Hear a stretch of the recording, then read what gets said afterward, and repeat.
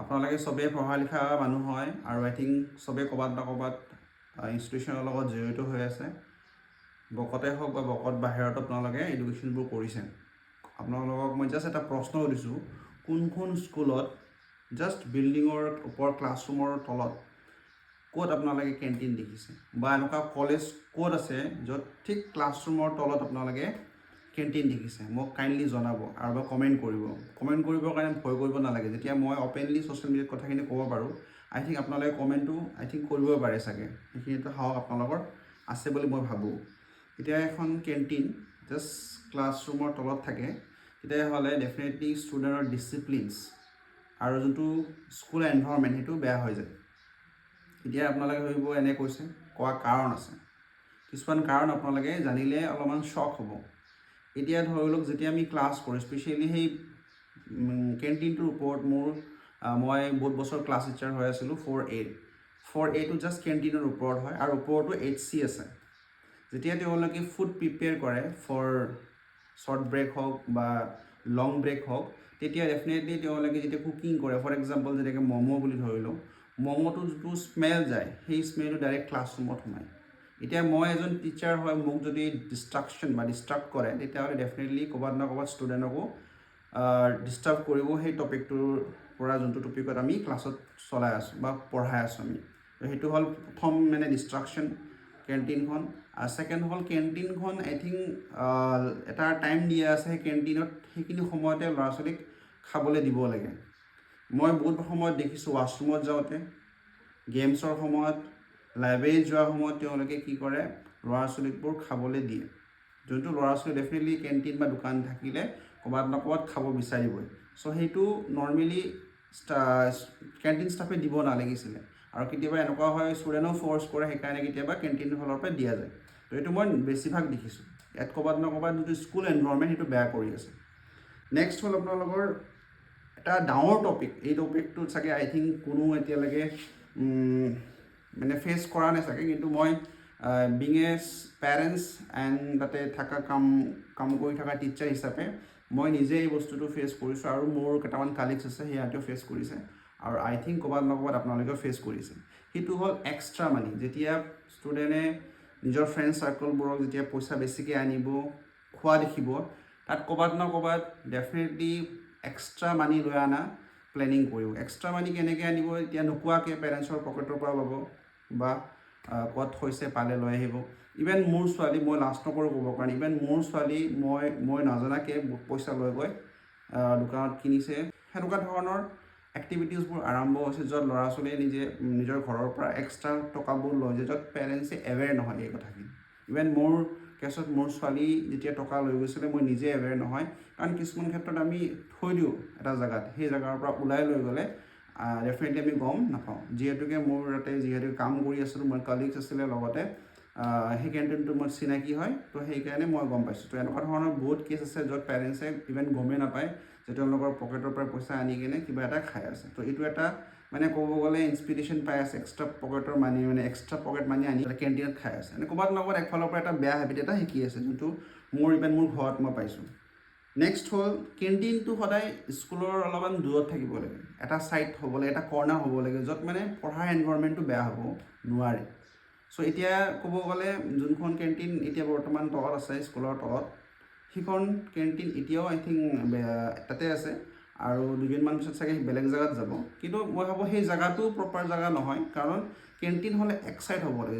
এতিয়া ক'ব লাগিলে পাৰ্কিঙৰ আমাৰ পিছফালে এখন কেণ্টিন আছে, সেই কেণ্টিনত যিহেতুকে তাতে আছে অলৰেডি, আৰু যিহেতুকে নতুনকৈ বনাই আছিলে, তো মোৰ হিচাপে মই ভাবোঁ যে সেই কেণ্টিনখন সিফালে ৰাখিব লাগিছে, নট ইফালে। আপোনাৰ এতিয়া অডিটৰিয়ামৰ সেইফালে ৰাখিছে। চ' এতিয়াও প্ৰপাৰ লোকেশ্যন নহয়। আৰু এটা কেণ্টিন এটা ছাইডতে হ'ব লাগে, য'ত ল'ৰা ছোৱালীবোৰ গ'লে গম পোৱা যায় বা ডেফিনেটলি চকুত পৰে। এতিয়া দুটা বেলেগ বেলেগ জেগাত হ'লে ডেফিনেটলি ক'ৰবাত না ক'ৰবাত আমি চাওঁতে বা বস্তুখিনি কৰোঁতে অলপমান প্ৰব্লেম এটা হয়। কিন্তু এটা ছাইড যদি এটা কৰ্ণাৰ হৈ থাকে, আমি ডেফিনেটলি কোনে গৈছে কোনে আহিছে, এটা ৰাস্তাটো যিহেতুকে এটাই পৰিব, আমি গম পাম। তো এইটো এটা ভাল, এতিয়াও হোৱা নাই, যদিও তেওঁলোকে শ্বিফ্ট কৰিব বিচাৰিছে কেণ্টিনটো বেলেগ ছাইডে, কিন্তু সেইটো এটা প্ৰপাৰ ৱে হোৱা নাই। এটা ছাইড হ'ব লাগিছিলে। এটা ছাইড হ'লে বস্তুখিনি ভাল হয়। স্কুলৰ যোনটো কম্পাউণ্ড আছে, সেই কম্পাউণ্ডটো ভালকৈ ইউজ হোৱা নাই, য'তে ত'তে যি পাহি বনাই আছে। ল'ৰা ছোৱালীৰ মানে যিহেতুকে ল'ৰা ছোৱালী বেছি হৈ আছে, খেলা বস্তুবোৰ কম হৈ আছে আৰু জেগাবোৰো এতিয়া ক'ৰবাত না ক'ৰবাত কম হৈ গৈ আছে, কাৰণ য'তে পায় তাতে যি পায় সেই বস্তুবোৰ বনোৱা কনষ্ট্ৰাকশ্যন আৰম্ভ হৈ গৈছে। তাতে এনেকুৱা ধৰণৰ এটা পষ্ট এটা ষ্টুডেণ্টে দিছিলে আৰু এইটো কাৰণে বহুত কণ্ট্ৰভাৰ্চি হৈছে। এইটো কাৰণে একচুৱেলি সঁচাকৈ হয়, খেলা ধূলা থাকিব লাগিব, তাৰ কাৰণে স্পেচ লাগিব। তো সেইকাৰণে কিছুমান বস্তু অলপ এক্সাইটকৈ কৰিলে কি হয়, খেলা ধূলা ল'ৰা ছোৱালীৰ কাৰণে সুবিধা হয়। স্কুলত দুখন কেণ্টিন দৰকাৰে নাই, এখন কেণ্টিন আছে চাফিচিয়েণ্ট হ'ব লাগিছিলে, দুখন কেণ্টিন আছে বাট ঠিক আছে বাৰু আছে, কিন্তু হোম মেড ফুড হ'ব লাগে, যোনটো ল'ৰা ছোৱালীৰ কাৰণে হাইজেনিক হ'ব লাগে, প্লাছ ৰিজনেবল প্ৰাইচত বস্তুখিনি বিক্ৰী কৰিব লাগে যাতে চবে খাব পাৰে। এনেকুৱা নহয় যে তাতে মনোপলি কৰে। এতিয়া আৰু বেলেগে ক'ব মনোপলি মিনিং জানানে বুলি। মনোপলি মানে কি আৰু, মোৰ দোকান এইখিনি ওচৰত নাই, এই আইটেমটো মোৰ তাতে পায়, কোনোবাই খালে খাব নাখালে নাই, ইট ইজ মনোপলি। যদি নিজৰ হিচাপে এমাউণ্টটো ছেট কৰিছে, ইট ইজ কল মনোপলি। চ' কথাটো হ'ল, যেতিয়া এখন স্কুলৰ ভিতৰত এখন কেণ্টিন বা দুখন কেণ্টিন চলি আছে, তেওঁলোকৰ যোনটো প্ৰাইচ, সেই প্ৰাইচটো চবৰ কাৰণে ৰিজনেবল হ'ব লাগে। আৰু যিখিনি তেওঁলোকে ফুড বনাই আছে, যিখিনি খাদ্য তেওঁলোকে বনাই আছে, তাত যিখিনি অইল ইউজ হৈ আছে, তাতে ভাল এটা অইল ইউজ হ'ব লাগে। পাম অইলৰ জেগাত বেলেগ অইল হ'ব লাগে। সেনেকুৱা সেইবোৰ বস্তু চাব লাগে। মই কোৱা নাই যে পাম অইলেই ইউজ কৰি আছে, বাট এইবোৰ বস্তু অলপ চাব লাগে, হাইজেনিক বস্তুবোৰ চাব লাগে, প্ৰাইচবোৰ চাব লাগে। আৰু ক'ৰবাত না ক'ৰবাত এতিয়া যোনটো বৰ্তমান মানে ক্লাছৰুমৰ তলত সেই কেণ্টিনটো আছে, এইটো মই ভাবোঁ স্কুলৰ ইমান টকা লাভ হৈ আছে ক'ৰবাত না ক'ৰবাত স্কুলখন চলোৱাৰ কাৰণে, আৰু সেই 1-2 টকাৰ কাৰণে সেনেকুৱা জেগাত ৰেণ্টৰ কাৰণে বা লাভৰ কাৰণে, প্ৰফিটৰ কাৰণে সেনেকুৱা জেগাত কেণ্টিন দিয়াটো আই থিংক মই চুইটেবল নাভাবোঁ। আপোনালোকে কি হয় কমেণ্ট কৰিব। প্ৰথম কথা হ'ল, আমাক নৰ্মেলি বহুত সময়ত, যিহেতু মই আগতে প্ৰাইমেৰীত আছিলোঁ, সৰু এছেম্বলিত আছিলোঁ, তো বেছিভাগ চিষ্টাৰে আমাক এনকাৰেজ কৰে যে ল'ৰা ছোৱালীক ক'বা যে চিপছৰ পেকেটবোৰ ঘৰত থৈ আহিবৰ কাৰণে, বা চিপছ আইটেমছবোৰ বা আইচক্ৰীমছবোৰ আনিবৰ কাৰণে মানা কৰিবা। মই চিম্পল তেওঁক সেইখিনি কথা ষ্ট্ৰেইট ফৰৱাৰ্ডলি কৈছোঁ, যিহেতুকে মই যি কওঁ একদম মুখত কওঁ। তো মই ডাইৰেক্টলি কৈছোঁ, আপোনালোকে প্ৰথমতে কেণ্টিন এখন খুলি থৈছে আৰু আপোনালোকে এইবোৰ জ্ঞান দি থাকে, এইটো আপোনালোকে প্ৰথমতে কেণ্টিনটো বন্ধ কৰক, য'ত চিপছৰ পেকেটৰ পৰা আদি গোটেইখিনি এভেইলেবল আছে, আইচক্ৰীমৰ পৰা আদি গোটেইখিনি এভেইলেবল আছে। এতিয়া ক'ব লাগিলে এইখন কোনো ছুপাৰ মাৰ্কেট নহয় যে আইচক্ৰীম বিক্ৰী কৰিব লাগে, ধৰি লওক চানা, এনেকুৱা ধৰণৰ পেকেটিং আইটেমবোৰ বিক্ৰী কৰিব লাগে। ভাই আপোনালোকে হোমমেড আইটেমছবোৰ দিয়ক। য়েছ, কেণ্টিন দৰকাৰ। বহুতৰ পেৰেণ্টছ এনেকুৱা আছে, ৱৰ্কিং পেৰেণ্টছ আছে, তেওঁলোকে পইচা দি পঠাই খাবৰ কাৰণে বা হেল্পফুল হয়, মই বুজি পাইছোঁ, আণ্ডাৰষ্টেবল। কিন্তু বস্তুখিনি খানাটো বনোৱা হ'ব লাগে, এনেকুৱা নহয় যে মাৰ্কেটৰ পৰা কিনি আনি বস্তুখিনি বিক্ৰী কৰিছে। তেতিয়াহ'লে কি ডিফাৰেঞ্চ? আমি নৰ্মেলি বিং এ টিচাৰ, আমি সদায় ইনষ্ট্ৰাকশ্যন কৰোঁ যে জাংক ফুড ভাল নহয়, পেকেট ফুড ভাল নহয়, কিন্তু আমি সেইটোৱে কেণ্টিনত এভেইলেবল কৰি আছোঁ স্কুলৰ বিল্ডিঙৰ তলত। কাম আমি কৈ আছোঁ কিবা এটা, প্ৰেক্টিচ কৰি আছোঁ কিবা এটা, এইটোতো নহয়। আৰু এইটো ক'ব লাগিলে প্ৰিন্সিপালে বুজিব লাগে, আৰু চিষ্টাৰবোৰ যোনটো হেডমিষ্ট্ৰেছ হয়, তেওঁ মোক কথাখিনি কৈছে। তো মই ডাইৰেক্টলি তেওঁক কৈছোঁ যে আগতে আপোনালোকে কেণ্টিনখন বন্ধ কৰক, য'ত আপোনালোকে খোলাকৈ এটা অপৰচুনিটি দিছে বস্তুখিনি আনিবৰ কাৰণে আৰু বিক্ৰী কৰিবৰ কাৰণে। তো তেতিয়া তেওঁ টান পাইছে আৰু এইখিনি কথা মোক আৰু ৰিপিট নকৰিলে। আৰু মই ল'ৰা ছোৱালীক কিমান ক'ম, কাৰণ কেণ্টিনখন ক্লিয়াৰলি দিয়া আছে, ডেফিনেটলি ল'ৰা ছোৱালীক খাবই। আইচক্ৰীম হওক, এতিয়া ক'ব লাগিলে এইবোৰ আইটেমছটো স্কুলৰ কেম্পাছত বিক্ৰী হ'বই নালাগে।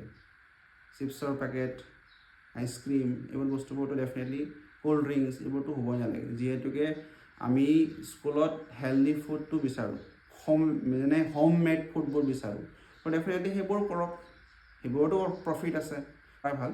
আৰু মই এইকাৰণে কৈছোঁ, মই যি দেখিছোঁ ডাষ্টবিনত যেতিয়া আফটাৰ মানে টিফিন টাইমৰ পিছত যিখিনি বাইদেউবোৰ কাম কৰা বাইদেউবোৰ, তেওঁলোকে যেতিয়া ডাষ্টবিনবোৰ যেতিয়া মানে বগৰাই দিয়ে খালী কৰিবৰ কাৰণে, তেতিয়া মই চাই মানে একদম শ্বক হ'ব। ইমানেই পেকেট নহয়, ৰেপাৰ্ছবোৰ, চকলেট ৰেপাৰ্ছবোৰ হওক, যিকোনো প্লাষ্টিক আইটেমছবোৰ ইমানেই হয়, যেনেকৈ এখন ফাংচন পাতিলে নেক্সট দিনা কেনেকুৱা হয় এনভাইৰমেণ্টটো, সেনেকুৱা ধৰণৰ এনভাইৰমেণ্ট হৈ যায়। তো মানে চেল হয় পাৰ ডে।